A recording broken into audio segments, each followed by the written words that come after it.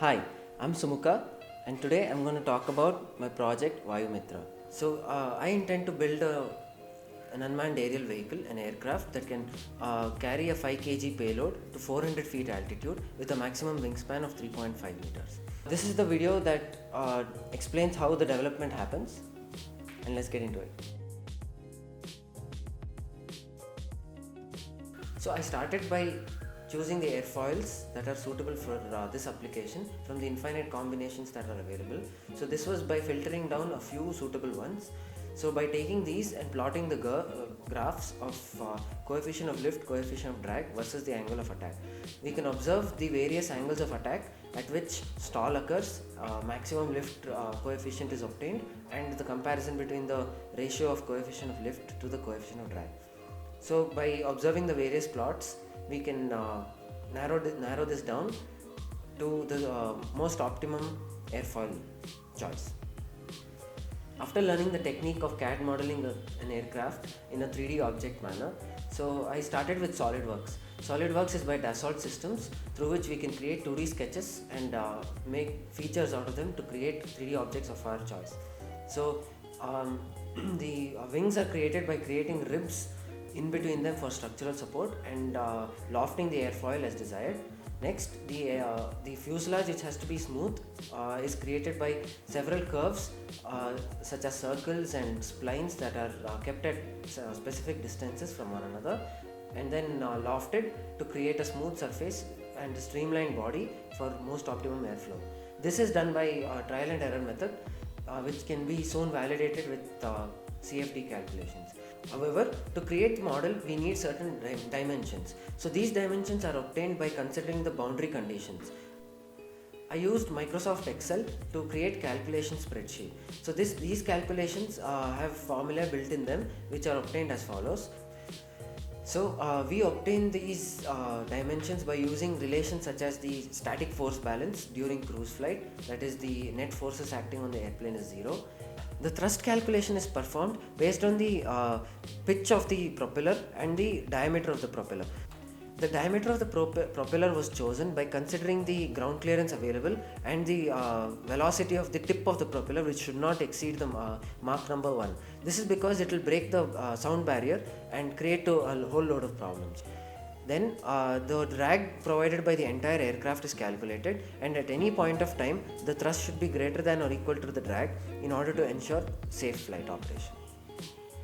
CFD stands for Computational Fluid Dynamics. So this is a stream of engineering which deals with the flow of fluids around a solid object or within a solid object.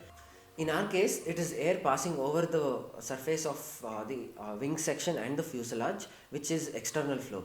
So we try to analyze the object as several small elements. So the entire large object is divided into small elements by meshing. So meshing is done in order to reduce the computational effort.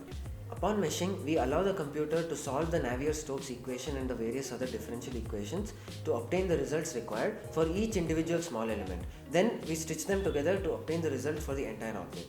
So this is done so that the computational resources are limited, and this is a highly demanding task for the computers that we have today.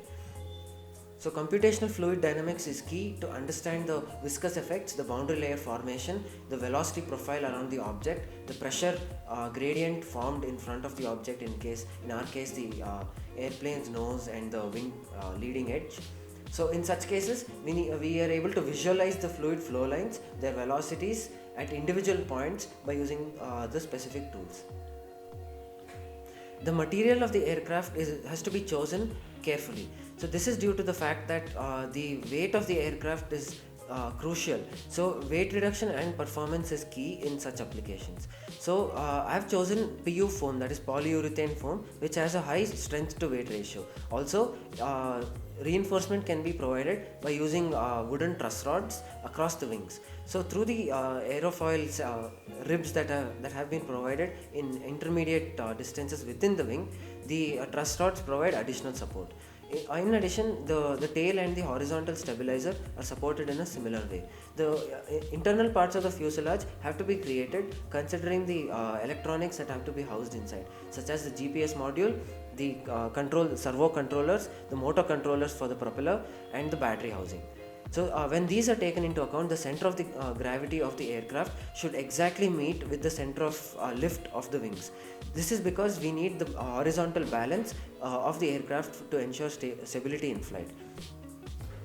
If they do not coincide, we must ensure by providing elevator trim. So this is a permanent setting of elevator position in order to balance out the eccentric loading, that is the weight of the aircraft along the CG is at an offset compared to the center of lift produced by the aircraft. While designing an aircraft, we also consider aspect ratio. So here aspect ratio is the length of the airfoil section, that is the wing or the stabilizer or the rudder, that is measured along the distance from tip to tip divided by the chord length of the airfoil. So for the horizontal stabilizer especially, it is important that we keep the area ratio greater than the area, aspect ratio of the wings. So this is because in case the wing stalls, that will stall the entire aircraft. However, the correction to a stall is typically to pitch the nose forward, downwards. So this can be done only if the elevators are not in a stalled condition. So hence, aspect ratio of the elevator has to be chosen carefully. The vertical stabilizer consists of the rudder and the other surface element. So this profile is chosen to be a symmetric airfoil. This is because during steady flight we do not want any lift creation to cause yaw. Obviously this will lead to unsteady operation of the aircraft. So we choose a symmetric airfoil such that at zero angle of attack we do not get any lift on any side. So the aircraft can pass along a straight line. However, when the rudder is tilted to any position such as the left or the right, then we will be able to provide lift at a different side. This will lead to the ability to maneuver the aircraft in the yaw plane. The future goals for this aircraft is to make it completely autonomous to fly at high altitudes and provide surveillance and several other applications that can be explored.